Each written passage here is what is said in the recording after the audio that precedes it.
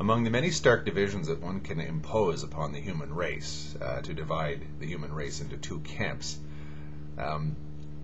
one of them is the division between those who believe that the world is headed rapidly towards some sort of gigantic crisis, be it the rapture or the apocalypse or some environmental disaster or a big war or a huge comet hitting the planet or something like this, some sort of apocalyptic crisis that will strike humanity, and those who do not believe that that's likely to happen.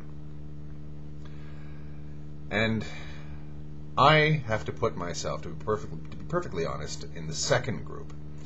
I don't discount the possibility of something horrible happening tomorrow completely, but I certainly don't, it doesn't occupy my thoughts a great deal. I know that we are extremely fragile in this little speck called the Earth in the grand scheme of the universe, and anything could happen.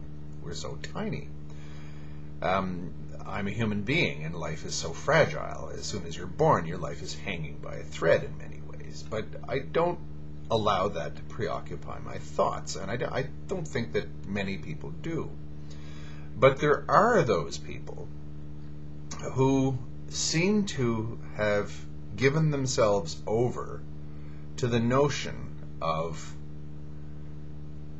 in one form or another, be it secular or religious, the end times. And this truly fascinates me. I can't help thinking, what is it that creates one of these people?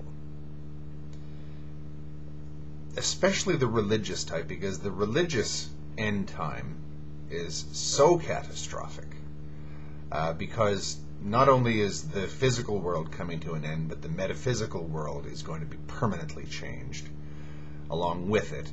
There's going to be a gigantic war, some horrible, malignant, practically omnipotent being called Satan will come along and have something to do with it. It's just bringing all the elements of good and evil together, where evil initially triumphs and then good wins the day.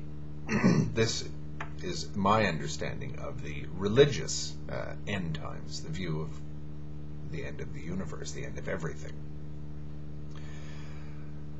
I wonder what the fascination for that sort of thing is. What is it that creates a person who dwells on this?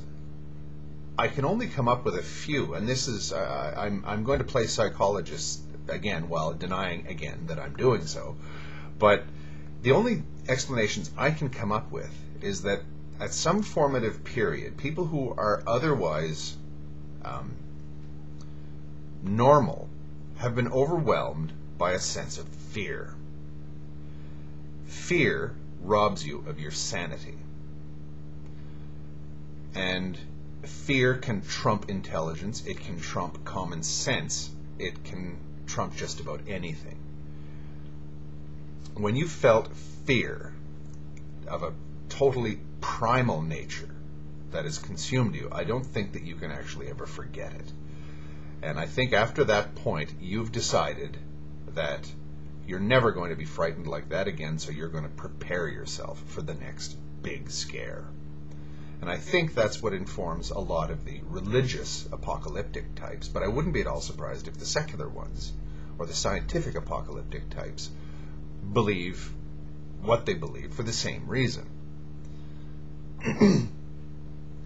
So, being ruled by fear, or being disabled, I suppose, by fear, is a state that can befall the most intelligent of people.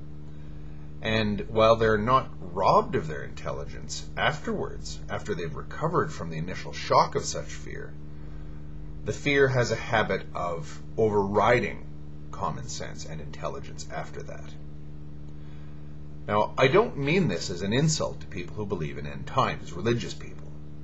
I'm simply trying to understand them. I'm trying to understand what is it that drives people to this. They probably wonder what drives me to my position of indifference to the horror that's just around the corner. And I suppose the only thing each of us can do is gape at each other in mutual incomprehension. Another explanation that I've often pondered is it's a refuge from the sheer ordinariness, the sheer mundanity of everyday life. We're living in this age of massive scientific progress, rapid social change. So many things are coming at us so rapidly, and yet life, for most of us, remains very, very ordinary. Boring even, I suppose.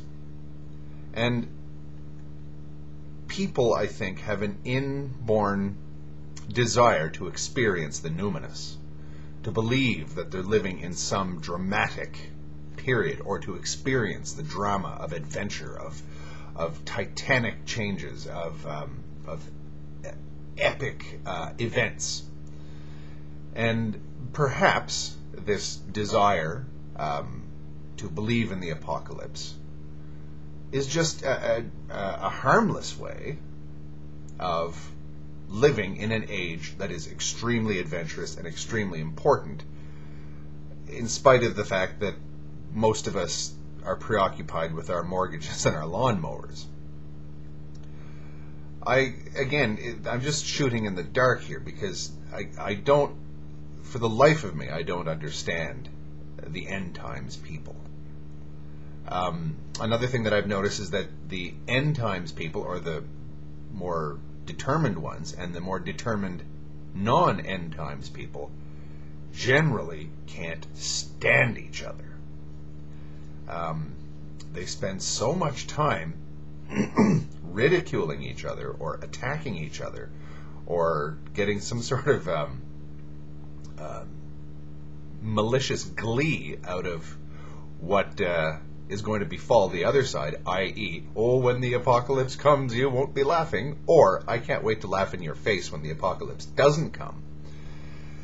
It's something that I think, again, it divides us more than anything else, at least on this one issue, the fundamental nature of life and the universe and everything.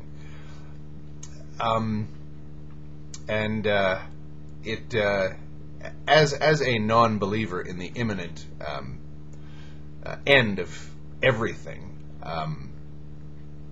I have to say that when I look at the end times people, and I don't discount the fact that they see me probably the same way, I'm looking at someone who, to me at least, might as well be living in a completely different dimension, reality, universe, whatever you want to call it. I see them as that different from myself. Thank you.